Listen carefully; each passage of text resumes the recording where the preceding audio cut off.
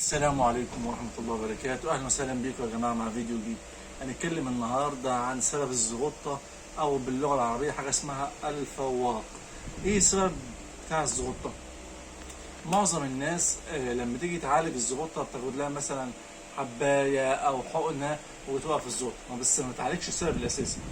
السبب الأساسي هو التهاب في جدار المعدة، التهاب شديد في جدار المعدة ممكن يحصل برضو قرحة تسبب الزغطة ديت.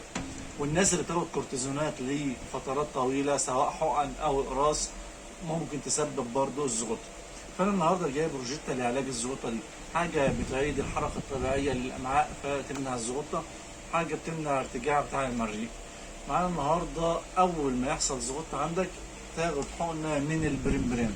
حقنة البريمبرين ديت مضادة للغثيان والترجيع، وبتعيد الحركة الطبيعية للأمعاء كمان، وبتوقف الزغطة أو الفواق. وبناخد إقراص زي الموتيليوم ديت قرص قبل كل وجبة بنص ساعة. القرص ده بيعيد الحركة الطبيعية للأمعاء. معظم الناس اللي عندها يعني بتعاني شوية من القولون سواء بعد ما معاه اسهال او امساك، وخدت الموتيليوم ده. الموتيليوم بينظم حركه الامعاء بشكل كبير جدا وبيعيد الحركه الطبيعيه دي، وبيمنع كمان الزغطه او الفواق.